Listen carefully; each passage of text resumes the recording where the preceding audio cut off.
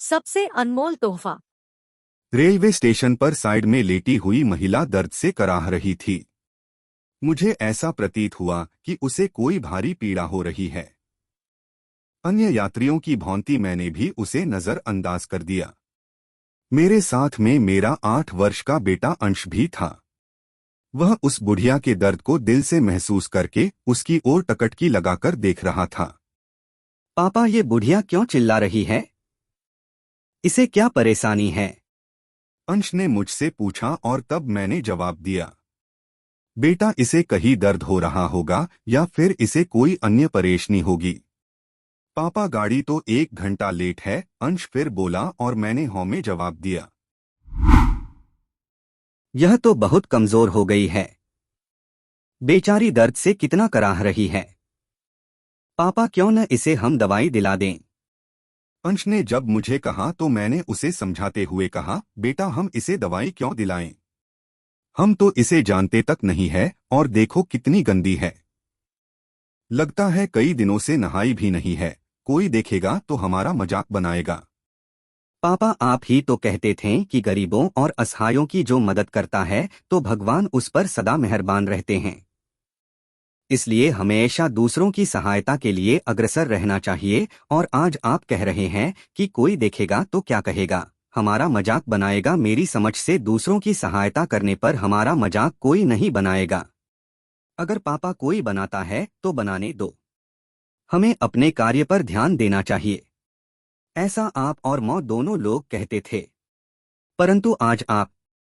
अंश ने मुझे उल्टा समझाते हुए कहा। तब मैंने फिर उसे समझाकर बताया कि बेटा, वह नाटक कर रही है, इसे कहीं दर्द नहीं हो रहा है। मैं ऐसी औरतों को भलीभांति जानता हूँ। नहीं पापा, यह नाटक नहीं कर रही है, मैं जाकर देखता हूँ। इतना कहकर अंश दौड़कर बुढ़िया के पास जाकर फिर बोला, पापा जल्दी आओ, देखो इन्हें कितनी तेज बुखार है। मैंने जानबूझकर उसके बुलाने की आवाज को अनसुना कर दिया, परंतु अंश के बार बार बुलाने पर मैं उसके पास गया और देखा कि बुढ़िया काफी गंदी है और बुखार की तपन से कराह रही है। पापा, चलो इन्हें दवाई दिलाकर आते हैं, अंश ने फिर मुझसे एक उम्मीद भरी नजर से देखकर कहा। मैंने भी आवेश में आकर कह दिया, चलो चलते हैं।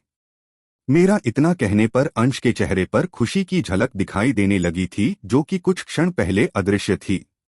यह देख मेरे दिल में उस असहाय महिला की मदद करने के लिए दिल में श्रद्धा और प्रेम भाव जागृत होने लगा था। पास के दवाघर से हमने उस बुढ़िया को दवा दिलाई। कुछ देर बाद उस बुढ़िया को जब कुछ राहत मिली तब बुढ़िया हमें दुआओं की पोटली देती जा रही थी। भगवान तुम्हारा भला करें, तुम दोनों सदा सुखी रहो, तुम्हारा घर सदा धन धान्य से भरा रहे, भगवान तुम्हारे जैसे बच्चे हर मौको दे।